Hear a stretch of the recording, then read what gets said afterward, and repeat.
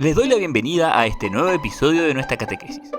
Comenzaremos hoy con unos cuantos episodios destinados a ofrecer una breve síntesis sobre el perfil biográfico de Jesucristo que se nos presenta en los Evangelios, con el objetivo de conocer ciertos aspectos fundamentales sobre su vida, enseñanza y hechos, cuyo relato es sin duda siempre un aspecto fundamental de la catequesis cristiana. En este capítulo reflexionaremos en general sobre el significado que tiene lo que el catecismo llama misterios de la vida de Jesús, y recorreremos especialmente aquellos relativos a su vida oculta que nos transmiten Mateo y Lucas en los primeros capítulos de sus evangelios, justamente llamados el Evangelio de la Infancia.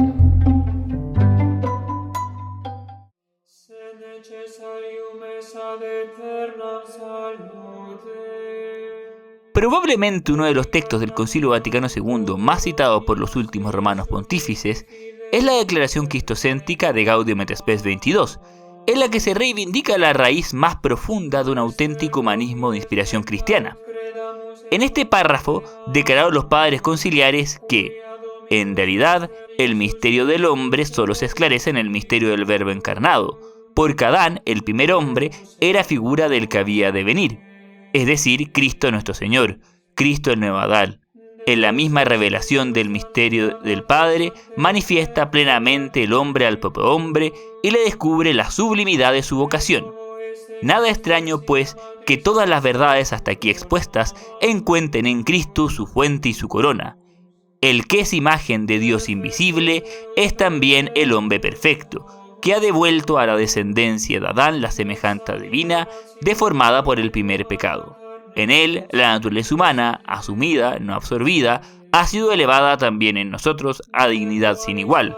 El Hijo de Dios, con su encarnación, se ha unido en cierto modo con todo hombre. Trabajó con manos de hombre, pensó con inteligencia de hombre, obró con voluntad de hombre, amó con corazón de hombre. Nacido de la Virgen María, se hizo verdaderamente uno de los nuestros, semejante en todos nosotros, excepto en el pecado. Tener presente esta declaración es importante para evitar un error en que fácilmente se podría incurrir en la catequesis cristiana. En efecto, si prestamos atención al credo o símbolo de la fe, observaremos que en este se alude únicamente a la encarnación del Verbo y su misterio pascual. No obstante, la misión salvífica de Cristo se extiende a todos los acontecimientos de su vida y no incluye tan solo su concepción, nacimiento y su pasión, crucifixión, muerte y sepultura, descenso a los infiernos, resurrección y ascensión. El credo no se refiere explícitamente ni a la vida oculta de nuestro Señor, ni a todo el ministerio que éste ejerció durante su vida pública, cuya narración ocupa de hecho la mayor porción de los evangelios. Por cierto, los misterios de la Navidad y la Pascua, cuya conmemoración anual marca los polos centrales de todo el año litúrgico, están en el corazón del evangelio, y todo lo demás debe ser leído a la luz de ellos y en función de ellos. Pero por este mismo motivo, los demás hechos relativos al paso de nuestro Señor por la tierra son de gran interés para nosotros, ya que la encarnación y la Pascua de Jesús iluminan toda su vida terrena. Por eso, no hay aspecto ni episodio de la vida de Jesucristo que no tenga un significado para nosotros, porque todo su obrar es manifestación del ser divino. Esto hace que a veces sintamos que incluso los evangelios se nos quedan cortos. El propio San Juan admite al terminar su evangelio que Jesús realizó además muchos otros signos en presencia de sus discípulos que no se encuentran relatados en este libro. Estos han sido escritos para que ustedes crean que Jesús es el Mesías, el Hijo de Dios, y creyendo tengan vida en su nombre. Jesús hizo también muchas otras cosas. Si se las relatara detalladamente, pienso que no bastaría todo el mundo para contener los libros que se escribirían. Hay muchas cosas que interesan a la curiosidad humana sobre la vida del Señor que sin embargo no han sido registradas para nosotros. Solo nos llega aquello que unos cuantos discípulos de la primera generación quisieron compartirnos, inspirados por el Espíritu Santo. Contemplando la vida de Cristo, somos capaces de remontarnos a través del humano a lo divino. Su modo de mirar, de hablar o hasta su modo de comer o de caminar son un vehículo que expresa la mirada de Dios, la voz de Dios, incluso el modo de comer o de caminar de Dios. El catecismo dice en este sentido que desde los pañales de su natividad hasta el vinagre de su pasión y el sudario de su resurrección, todo en la vida de Jesús es signo de su misterio. A través de sus gestos, sus milagros y sus palabras, se ha revelado que en él reside toda la plenitud de la divinidad corporalmente. Su humanidad aparece así como el sacramento, es decir, el signo y el instrumento de su divinidad y de la salvación que trae consigo. Lo que había de invisible en su vida terrena conduce al misterio invisible de su filiación divina y de su misión redentora. En este sentido, explica el Catecismo que toda la vida de Jesús es revelación, redención y recapitulación. Revelación porque Cristo manifiesta con su vida y palabras el misterio del Padre y su infinito amor por nosotros. De hecho, la voz divina que surge desde lo alto lo reconoce como su Hijo en el momento del bautismo y la transfiguración y nos manda a escucharle. Y el mismo Jesús declara con claridad a sus discípulos en la última cena que quien me ve a mí, ve al Padre.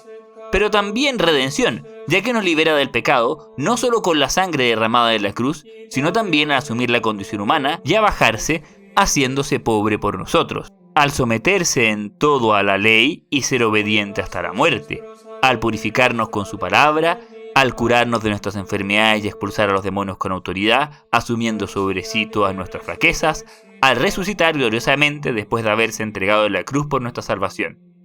Finalmente, es recapitulación, porque todo lo que Jesús dice, hace y padece, envuelve toda nuestra existencia y se lo ofrece al Padre para restaurar nuestro estado de santidad y redirigir toda la creación hacia el Creador. Esta última idea ya reconocida a mediados del siglo II por San Ireneo, en unos hermosos pasajes que se recogen en el Catecismo. Cuando se encarnó y se hizo hombre, recapituló en sí mismo la larga historia de la humanidad, procurando en su propia historia la salvación de todos, de suerte que lo que perdieron en Adán, es decir, el ser imagen y semejanza de Dios, lo recuperamos en Cristo Jesús. Por lo demás, esta es la razón por la cual Cristo ha vivido todas las edades de la vida humana, devolviendo así a todos los hombres la comunión con Dios.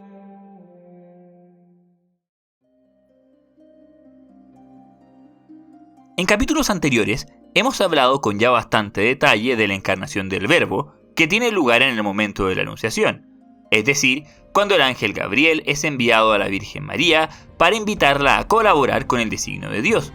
Este episodio es relatado por Lucas, que presenta también cómo María, humilde doncella de Nazaret, prestó su asentimiento inmediato a esta invitación, y Cristo fue así concebido en su vientre por obra y gracia del Espíritu Santo.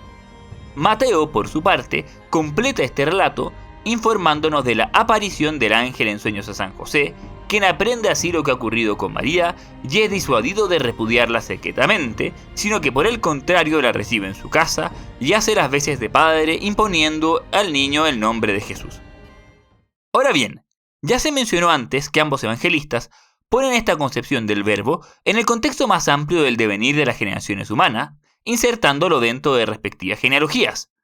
Esto nos recuerda que la venida del Hijo de Dios a la tierra es un acontecimiento tan grande que Dios tuvo que prepararlo delicadamente durante siglos.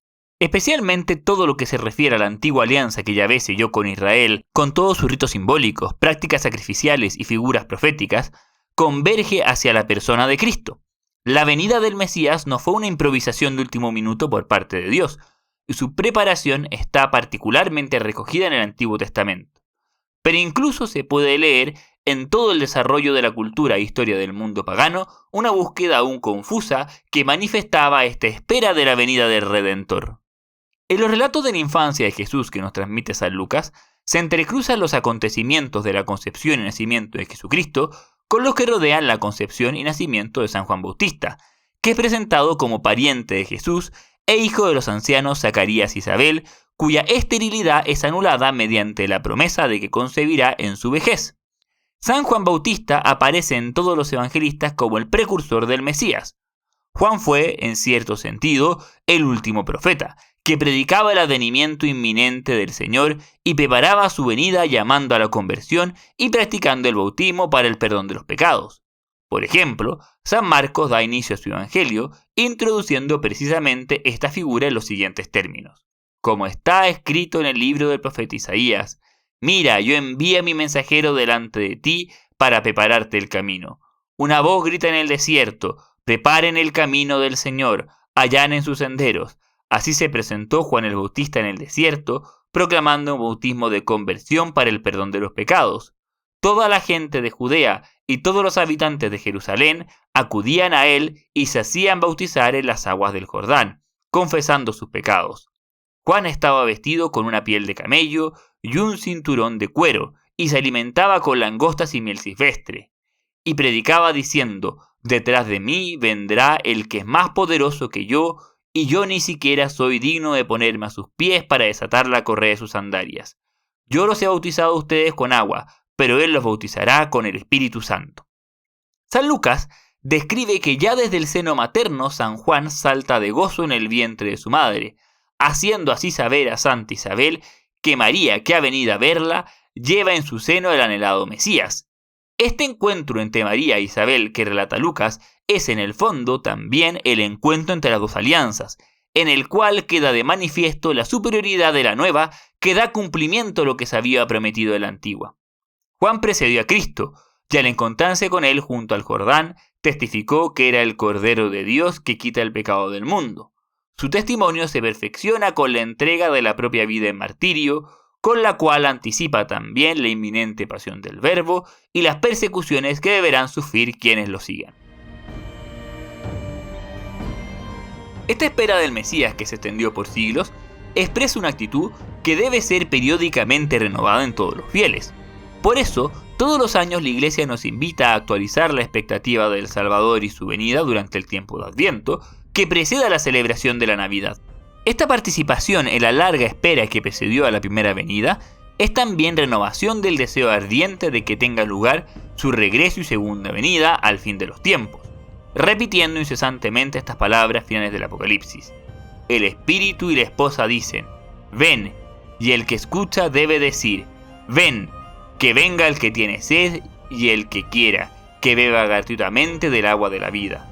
Esta segunda venida que aguardamos llevará a plenitud la obra iniciada en su primer paso por la tierra, culminando la obra redentora de Dios, una vez que el Evangelio ya haya sido predicado en toda la tierra y nosotros hayamos tenido la opción de tomar posición frente a esta nueva noticia.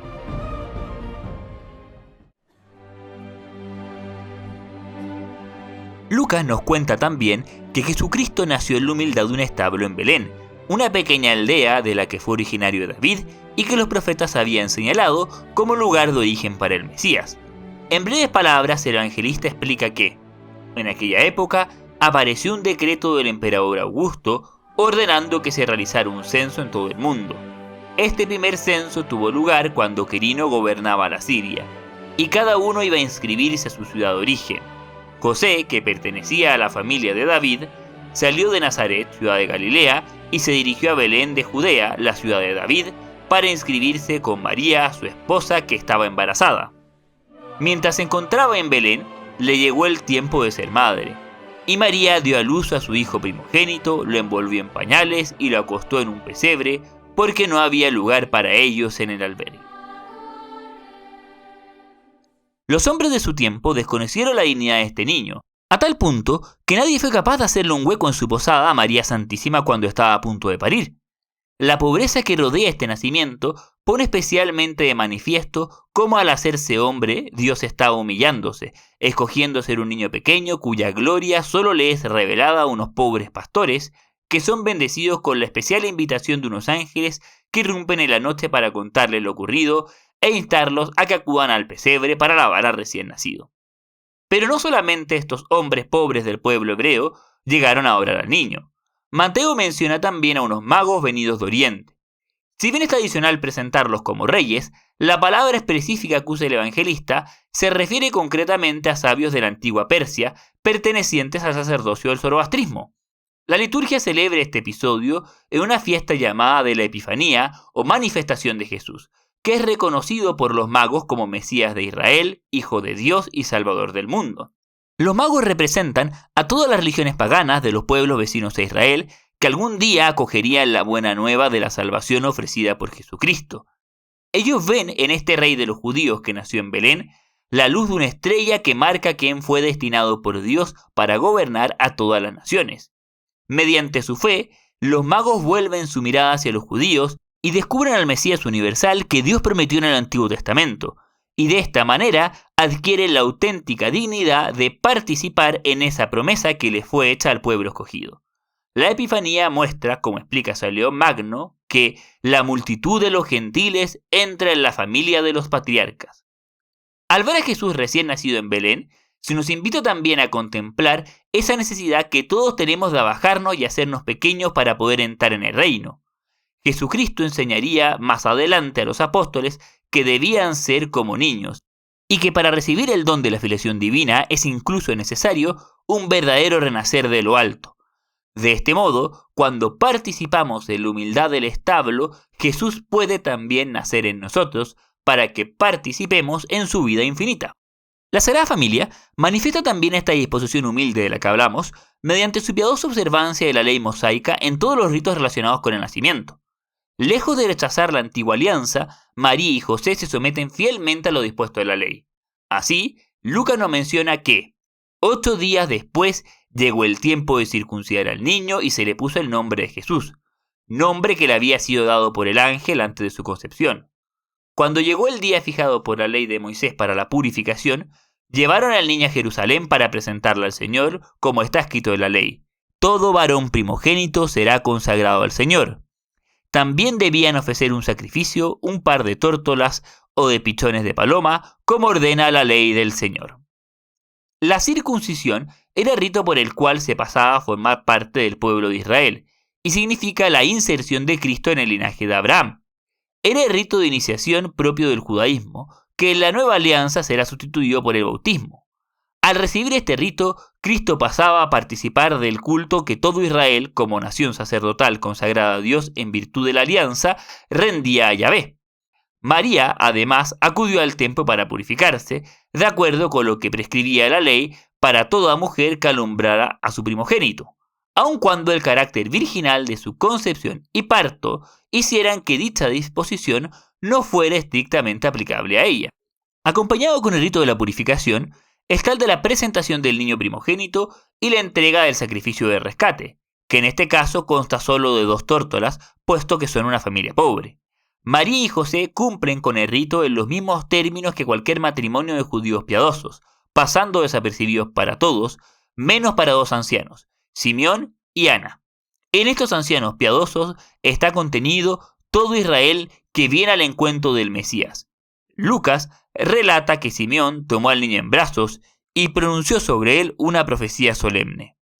Ahora, Señor, puedes dejar que tu servidor muera en paz, como lo has prometido, porque mis ojos han visto la salvación que preparaste delante de todos los pueblos, luz para iluminar a las naciones paganas y gloria de tu pueblo Israel. Su padre y su madre estaban admirados por lo que oían decir de él. Simeón, después de bendecirlos, dijo a María la madre: Este niño será causa de caída y de elevación para muchos en Israel, será signo de contradicción, y a ti misma una espada te atravesará el corazón. Así se manifestarán claramente los pensamientos íntimos de muchos. Como puede verse, junto con proclamar la gloria que espera el niño, Simeón también anuncia la oscuridad que rodeará su vida. Mateo refleja este mismo hecho cerrando su relato sobre la infancia de Jesús con la huida a Egipto y la matanza de los inocentes.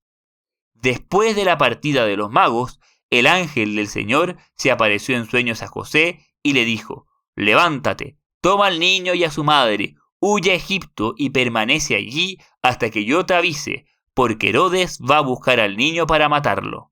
José se levantó, tomó de noche al niño y a su madre, y se fue a Egipto. Allí permaneció hasta la muerte de Herodes, para que se cumpliera lo que el Señor había anunciado por medio del profeta: Desde Egipto llamé a mi hijo. Al verse engañado por los magos, Herodes se enfureció y mandó matar en Belén y sus alrededores a todos los niños menores de 2 años, de acuerdo con la fecha que los magos le habían indicado. Así se cumplió lo que había sido anunciado por el profeta Jeremías. En Ramá se oyó una voz, hubo lágrimas y gemidos. Es Raquel que llora a sus hijos y no quieren que la consuele porque ya no existen. Este episodio manifiesta la presencia activa de las fuerzas de las tinieblas que gobiernan este mundo y se oponen a la luz divina. Toda la vida de Cristo estará marcada por ese signo de la oposición y la persecución que padecerán también con frecuencia sus discípulos. Pero como señala el mismo pasaje de Mateo al citar la profecía de Oseas, el retorno a Jesús desde Egipto hacia la tierra prometida después de la muerte del perseguidor Herodes, evoca la liberación de Israel narrada en el Éxodo, y nos presenta por ello a este Mesías que padece contradicción como el liberador definitivo.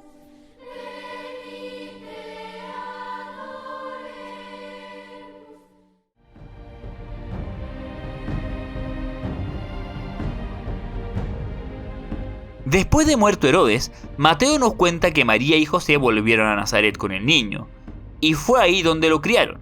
Sobre el periodo que sigue, los evangelios guardan un notorio silencio, dando a entender que la vida de Jesús durante estos aproximadamente 30 años fue como la de cualquier persona común y corriente.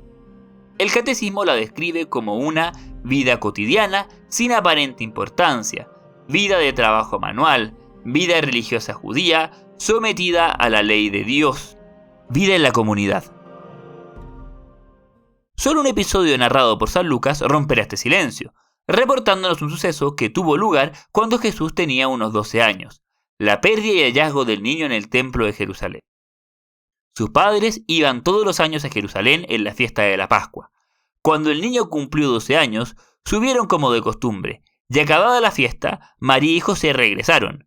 Pero Jesús permaneció en Jerusalén sin que ellos se dieran cuenta. Creyendo que estaba en la caravana, caminaron todo un día y después comenzaron a buscarlo entre los parientes y conocidos. Como no lo encontraron, volvieron a Jerusalén en busca de él. Al tercer día lo hallaron en el templo, en medio de los doctores de la ley, escuchándolos y haciéndoles preguntas. Y todos los que lo oían estaban asombrados de su inteligencia y sus respuestas. Al verlo, sus padres quedaron maravillados y su madre le dijo: «Hijo mío, ¿por qué nos has hecho esto? Piensa que tu padre y yo te buscábamos angustiados». Jesús les respondió: «¿Por qué me buscaban? ¿No sabían que yo debo ocuparme de los asuntos de mi padre?». Ellos no entendieron lo que les decía. Él regresó con sus padres a Nazaret y vivía sujeto a ellos. Su madre conservaba estas cosas en su corazón. Jesús iba creciendo en sabiduría, en estatura y en gracia delante de Dios y de los hombres. Como se ve, en este episodio que rompe el silencio sobre los años ocultos de Jesús, el niño deja entrever su consagración plena a la misión redentora para la que el Padre lo había destinado.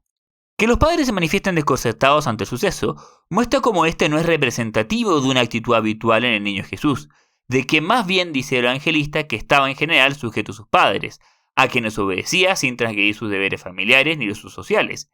Ya un poco más arriba, Lucas había descrito esos años con 2 pinceladas muy sucintas y significativas, diciendo que el niño iba creciendo y se fortalecía, lleno de sabiduría, y la gracia de Dios estaba con él. Muy poco después, repiten el pasaje que acabamos de leer, que regresó con sus padres a Nazaret y vivía sujeto a ellos. Su madre conservaba estas cosas en su corazón. Jesús iba creciendo en sabiduría, en estatura y en gracia delante de Dios y de los hombres. Solo en esta situación excepcional, Jesús quiso recordar a sus padres que en realidad su obediencia a ellos se subordinaba más profundamente a la obediencia al Señor, y por lo tanto llegaría momentos en su vida en los que para ser fiel a su vocación tendría que hacer cosas que a ellos les costase comprender. Aunque María y José no llegaban a entender esto, Lucas nos muestra que la acogieron con fe y paciencia. Especialmente la Virgen María se nos retrata como habitualmente ponderando interiormente en su oración todos estos acontecimientos extraordinarios que ocasionalmente marcaron la infancia y juventud de su hijo.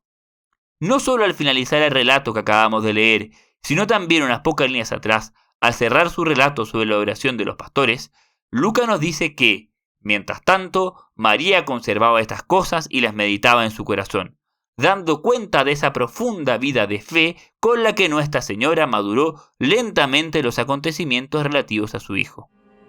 Pero como se ve, fuera de este episodio aislado solo se dice que Jesús vivía con sus padres y les obedecía. Esa obediencia de Cristo a su madre y padre legal es signo de su obediencia filial al Padre Celestial y ejemplo para todos nosotros. Lejos de sustraerse al cuarto precepto del Decálogo, que nos manda a honrar padre y madre, Jesús lo vivió con particular delicadeza. Es esa obediencia humana la que luego lo prepara para el acto supremo de obediencia sobrenatural que hará al final de su vida en el huerto de Getsemaní, sometiéndose dócilmente a los dolores de la pasión. Es mediante esta obediencia que Jesús inaugura su obra redentora y restauradora, reparando la desobediencia de Adán por la que el pecado entró en el mundo. A través de su obediencia es que el niño crecía en todo aspecto humano, tanto estatura como sabiduría e incluso gracia. Jesús, en cuanto verdadero hombre, progresa en todo lo humano e incluso en cierto modo progresa en santidad al vivir santamente todo lo humano, especialmente el trabajo como carpintero que aprendió a desarrollar en el taller de San José. Y esta es precisamente la mayor riqueza que tiene para nosotros la vida oculta del Mesías. A través de estos años de trabajo ordinario y vida escondida, Dios comparte todo lo humano, hace suyo lo nuestro. Esto es lo que más nos permite entrar en comunión con Él a través de los caminos más ordinarios de la vida humana, como explicaba San Pablo VI en una homilía que cita a este propósito del Catecismo. Nazaret es la escuela donde empieza a entenderse la vida de Jesús, es la escuela donde se inicia el conocimiento de su Evangelio. Su primera lección es el silencio.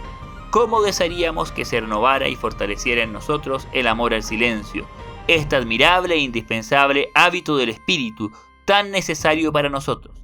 Se nos ofrece además una lección de vida familiar, que Nazaret nos enseñe el significado de la familia, su comunión de amor, su sencilla y austera belleza, su carácter sagrado e inviolable. Finalmente, acá aprendemos también la lección del trabajo.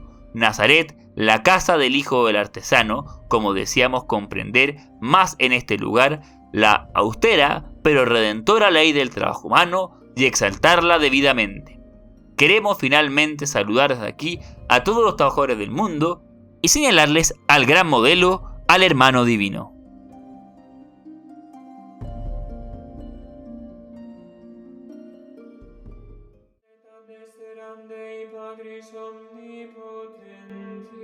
La vida humana del Verbo está completamente en función del bien de todos nosotros. Cristo comparte con los hombres las riquezas divinas, donándose por completo en nuestro favor. El Verbo se encarnó por nosotros los hombres y por nuestra salvación, murió por nuestros pecados y resucitó para devolvernos la vida. Y lejos de habernos abandonado tras su ascensión a los cielos, se mantiene junto al Padre como nuestro abogado e intercesor, pues como se dice en la carta a los Hebreos, Jesús, como permanece para siempre, posee un sacerdocio inmutable. De ahí que Él pueda salvar en forma definitiva a los que se acercan a Dios por su intermedio, ya que vive internamente para interceder por ellos. Lo que vive y sufre por nosotros queda inmutablemente integrado a su eternidad de una vez por todas y para siempre. En ese sentido, el don fundamental que nos ha dado Cristo es en el fondo el de su propia vida, su paso imborrable por la tierra. Durante toda su vida, Jesús se presenta como nuestro modelo, como el hombre perfecto que nos invita a seguirle e imitarlo en todo. Así, los discípulos son llamados para que repliquen en su vida la humildad del Maestro, que se anonadó por todos nosotros, a que oremos al Padre unidos íntimamente a su preoperación, a que aceptemos libremente con Él la pobreza, el rechazo y las persecuciones. Es decir, especialmente todas las cosas que humanamente se nos pueden hacer arduas y a veces incomprensibles, podemos vivirlas unidas a Jesucristo para darles un nuevo valor. El que Cristo viviera una vida humana hace que nosotros podamos vivir nuestra propia vida con Él y en Él, y que de este modo Él viva en nosotros. Es por eso que, como leíamos al comienzo, el concilio enseñó que el Hijo de Dios con su encarnación se ha unido en cierto modo con todo hombre. Podemos comulgar con Cristo y en Cristo, siendo miembros de su cuerpo, e invitándolo a que participe de toda nuestra vida para que nosotros también participemos de la suya. Se nos invita a ser otros Cristos, o incluso el mismo Cristo que pasa una vez más por la tierra a través de nosotros y nos hace instrumentos que prolongan su acción salvífica. Como dice San Juan Eudes, debemos continuar y cumplir en nosotros los estados y misterios de Jesús, y pedirle con frecuencia que los realice y lleve a plenitud en nosotros y en toda la Iglesia, porque el Hijo de Dios tiene el designio de hacer participar y de extender y continuar sus misterios en nosotros y en toda su Iglesia por las gracias que Él quiere comunicarnos y por los efectos que quiere obrar en nosotros gracias a estos misterios, y por este medio quiere cumplirlos en nosotros. De ahí la importancia de que todo cristiano conozca tan a fondo como sea posible la vida, obra y doctrina de Jesús, que es donde encontrará su modelo de vida y experimentará ese contacto concreto de la vida del Verbo con nuestra propia vida. La narración de la vida del Maestro siempre ocupa un lugar central en la catequesis cristiana. hay que buscar en los evangelios el encuentro con una persona viva que trasciende la historia y viene a nuestro encuentro, y no un mero personaje del pasado sobre el que nos informamos para satisfacer nuestra curiosidad. Pero, ¿cómo podemos hacer más nuestra la vida y hechos de Jesús? La tradición espiritual de la Iglesia nos presenta múltiples medios para que sea el conocimiento que tenemos de la vida del Señor, entre los cuales quisiera mencionar dos de especial eficacia. El primero es la lectura asidua de los evangelios. Prácticamente no hay ningún santo en la historia de la Iglesia que no la haya practicado. La lectura frecuente de la Sagrada Escritura, y particularmente de los 4 evangelios, produce una diferencia sustancial en nuestra vida espiritual. Jesucristo deja de ser un ser etéreo del que conocemos vagamente algunas anécdotas que nos llegan de oídas. Tenemos el tesoro invariable de poder acudir con facilidad a las mismas fuentes y escrutarlas con diligencia, prestando atención a todos sus detalles, mediante una lectura activa y atenta que descubre siempre nuevos horizontes para nuestra vida. En la medida en que vamos leyendo los evangelios y metiéndonos a fondo en los episodios, Jesús empieza a convertirse en un amigo y compañero de cuya vida hemos sido testigos cercanos. Pero obviamente, no se trata únicamente de enterar sobre los hechos de Jesús mediante el escudriñamiento de las fuentes, sino sobre todo de contemplar esos hechos con actitud orante. Por eso, una segunda manera muy valiosa para hacer nuestra la vida de Jesús es el rezo cotidiano del Santo Rosario. Esta devoción profundamente arraigada en la Iglesia no es una mera recitación ritual de oraciones vocales como el Ave María, el Padre Nuestro y el Gloria. Es un camino en el que, de la mano de la Virgen María, nos valemos de esas oraciones vocales para ir recorriendo contemplativamente los principales misterios de la vida del Señor, repasando los gozosos misterios que rodearon su encarnación, los luminosos misterios que recorren su vida pública, los dolorosos misterios relacionados con su pasión y muerte, y los misterios de gloria que brotan desde su triunfante resurrección.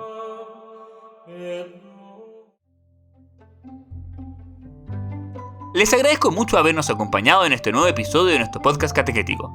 Imagino que para quienes están muy versados en los evangelios, buena parte de la explicación giró en torno a cosas ya sabidas, pero de todos modos nunca está de más repasar con animorante los sucesos de los primeros años de la vida de nuestro Señor. En el próximo episodio repasaremos algunos hitos de la vida pública de nuestro Señor, intentando entregar una visión de síntesis de su ministerio, tal y como nos es descrito en los evangelios. Espero que sigan compartiendo el contenido entre sus conocidos y que no dejen de acompañarnos fielmente cada semana. ¡Nos vemos online!